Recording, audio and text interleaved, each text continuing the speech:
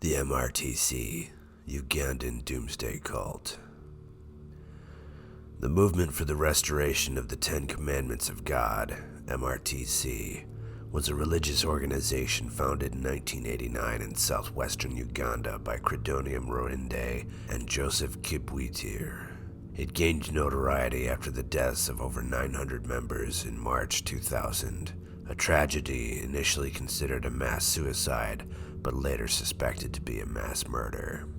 The MRTC emerged during a turbulent era in Uganda, marked by political instability, the AIDS epidemic, and social disillusionment.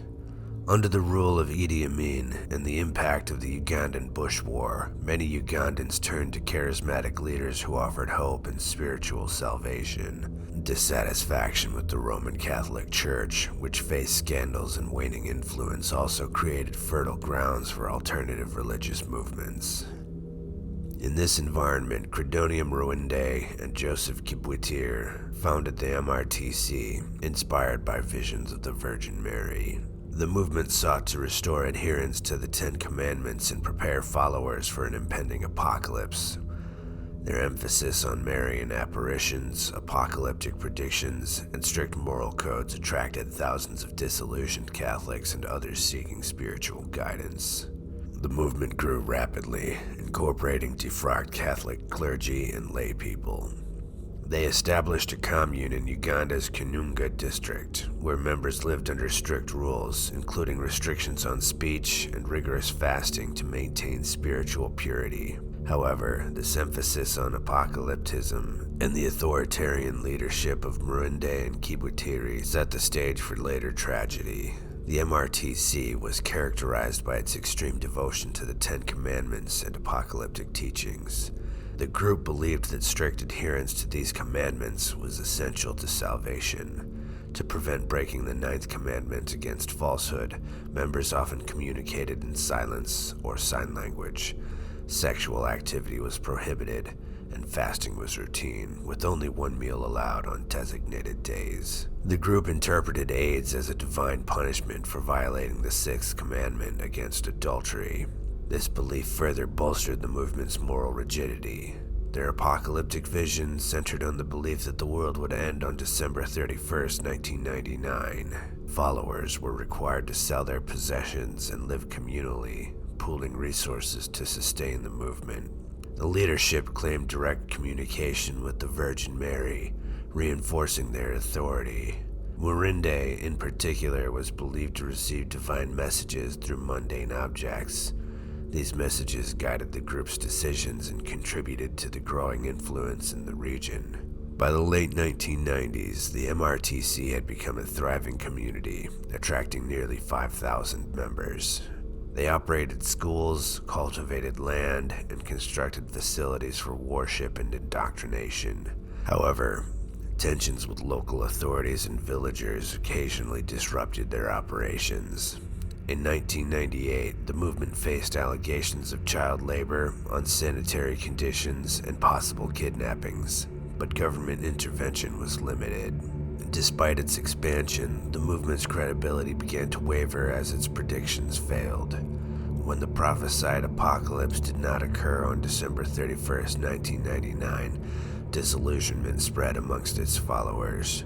Many questioned the leadership and demanded the return of their contributions.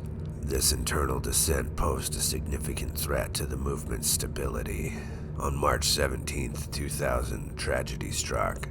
The movement held a celebratory gathering at its compound in Kanunga, ostensibly to mark the apocalypse. Over 500 members attended the event, consuming food and drinks in what appeared to be a final feast. Shortly after, an explosion and fire engulfed the compound, killing everyone inside. The building's doors and windows had been nailed shut, preventing escape. In the following days, Ugandan authorities uncovered additional horrors. At other properties linked to the MRTC, hundreds of decomposing bodies were found buried in pits. Many of these victims had been poisoned, strangled, or stabbed. These discoveries suggested that the deaths were not merely a mass suicide, but a premeditated mass murder orchestrated by the movement's leaders. The final death toll was estimated at over 900, surpassing that of the 1978 Jonestown massacre. Ugandan authorities initially labeled the tragedy a mass suicide, but later revised this assessment to mass murder. They theorized that the leadership, faced with rebellion and financial crisis, eliminated followers to maintain control and avoid accountability. The leaders of the movement were initially presumed dead in the fire. However, evidence later suggested that they may have escaped. International warrants were issued for their arrest, but they remain at large. Reports as recent as 2014 claimed Kibutiri might be hiding in Malawi, but these claims remain unverified. Efforts to investigate the tragedy faced significant challenges. Uganda lacked forensic resources, and the official inquiry failed to convene. Scholars have criticized the investigation, citing corruption and inadequate evidence collection. Some even questioned whether the buried bodies were related to the MRTC, suggesting they may have been victims of other causes, such as disease outbreaks. The MRTC tragedy has drawn comparisons to other apocalyptic movements, such as the People's Temple in Jonestown and the Solar Temple. Scholars have debated the motivations behind the events, with some viewing it as calculated mass murder and others considering it a collective suicide driven by religious fervor. The movement's rise and fall highlight the dangers of unchecked charismatic leadership and apocalyptic ideologies. It also underscores the vulnerability of communities in crisis to exploitation by self-proclaimed messiahs. The lack of accountability and unresolved questions surrounding the MRTC continue to haunt survivors and families of the victims. The movement for the restoration of the Ten Commandments of God remains a chilling example of the intersection between religious zealotry and human tragedy. Born out of societal despair and spiritual discontent, the movement promised salvation but delivered devastation. Its story serves as a cautionary tale about the perils of blind faith and the consequences of manipulative leadership. While the truth of the MRTC's demise may never be known, its impact on Uganda and the broader world endures as a reminder of the fragility of faith when wielded as a tool of control. The disappearance of Jessie Foster.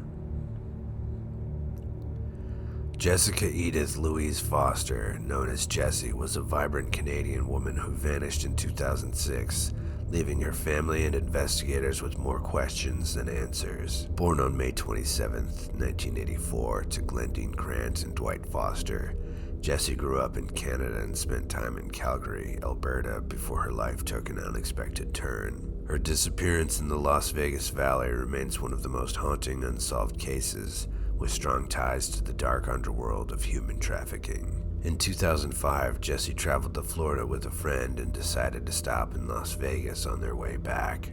Captivated by the city's allure, Jessie chose to stay.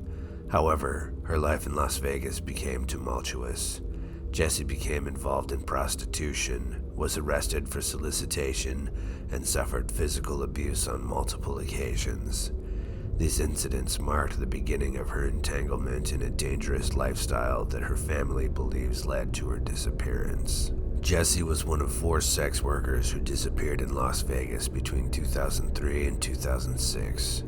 While the bodies of the other 3 women were eventually found, Jessie remains missing. The Las Vegas Metropolitan Police Department conducted an investigation into a person of interest, employing forensic techniques to search for evidence, but nothing conclusive was discovered. No suspects have been interrogated in connection to Jessie's case, leaving her family in a painful limbo. The case has drawn attention from advocates and authors such as Benjamin Perrin, whose book Invisible Chains highlights human trafficking and features Jessie's story. Her plight was also included in the documentary Trafficked No More, which generated tips about her possible whereabouts but no breakthrough in the case. In 2015, investigators speculated that Neil Falls, a man killed in West Virginia while attacking another woman, might be linked to Jessie's disappearance and the murders of other women in Las Vegas. However, no concrete evidence tied Falls to Jessie's case.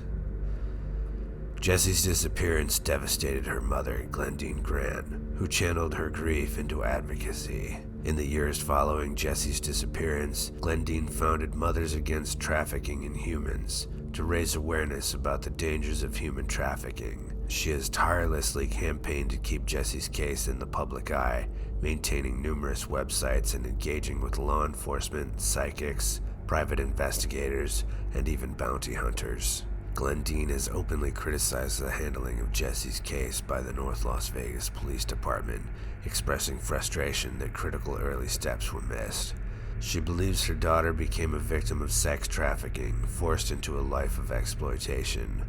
On the 15th anniversary of Jessie's disappearance, Glendine reiterated her commitment to finding answers, stating, "I feel like the lead detective in Jessie's case."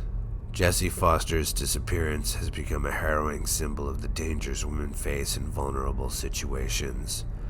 While her family continues to search for her, Jessie's story has shed light on the broader issue of human trafficking, inspiring efforts to combat this pervasive crime. For Glendine Grant, the fight to bring her daughter home is far from over, and she remains a beacon of hope for families facing similar tragedies.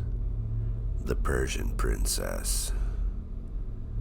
In October 2000, a supposed ancient mummy known as the Persian Princess surfaced in the Pakistani province of Baluchistan, igniting international intrigue. Initially celebrated as a groundbreaking archaeological discovery, the mummy was later revealed to be a modern forgery, potentially linked to a gruesome murder.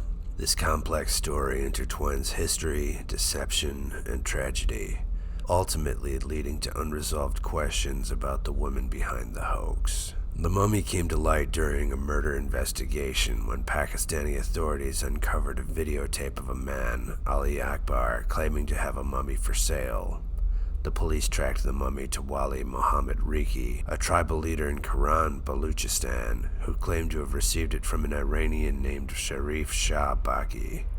Baki alleged that he had unearthed the mummy near Quetta after an earthquake.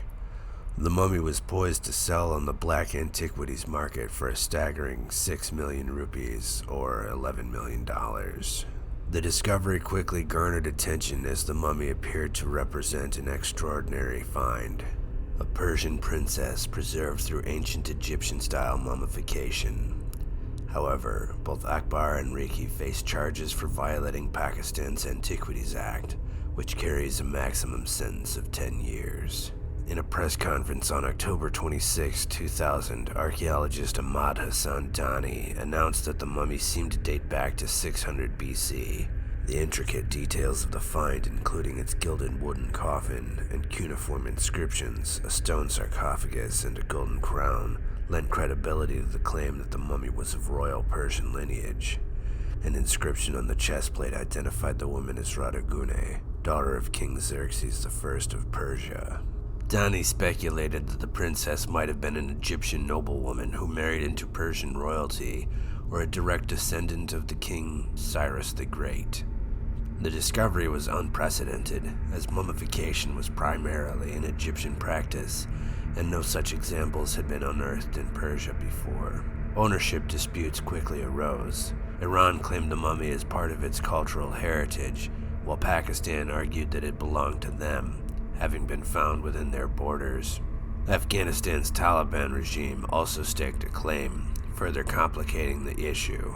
Meanwhile, local tribes in Baluchistan and Quetta demanded its return, citing ancestral connections to the mummy. As global interest grew, so did skepticism. American archaeologist Oscar White Muscarella revealed that earlier in the year he had been approached by a Pakistani antiquities dealer claiming to possess a similar mummy. Doubts emerged when the carbon dating showed the coffin to be only 250 years old, and linguistic analysis of the cuneiform inscriptions revealed errors inconsistent with authentic Persian grammar. Pakistani curator Asma Ibrahim further examined the mummy and identified clear signs of forgery. The corpse displayed decomposition consistent with recent death. The mat beneath the body was only 5 years old, and the heart, a key component in traditional Egyptian mummification, had been removed along with other internal organs.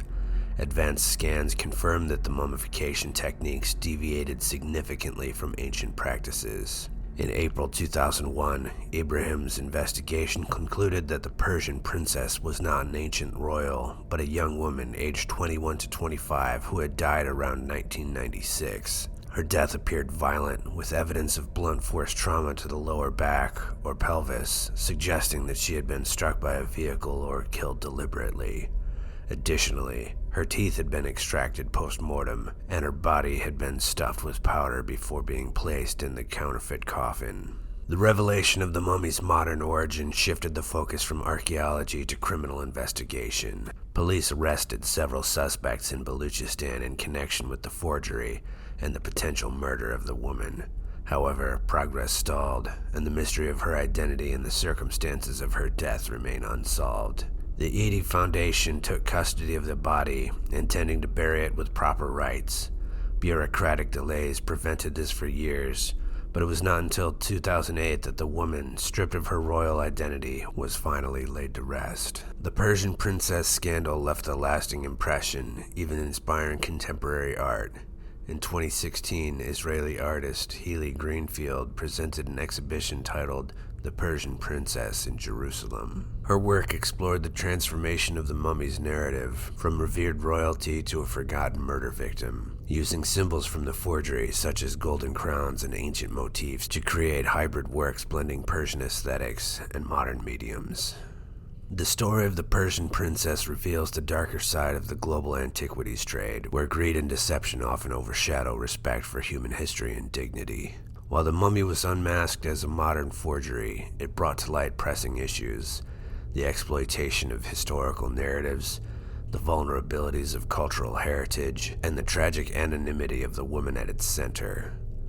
Though her royal status was fabricated, her life and untimely death remain a poignant reminder of the need for ethical stewardship of the past.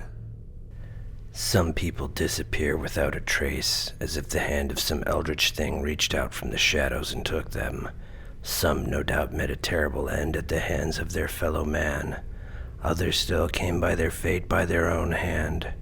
Whatever the case, if you have any knowledge of the fate of any of the aforementioned cases, reach out to the relevant authorities so that the families of the missing might find some closure. Like and subscribe if you've enjoyed this narration. Expedition Mystery, signing off.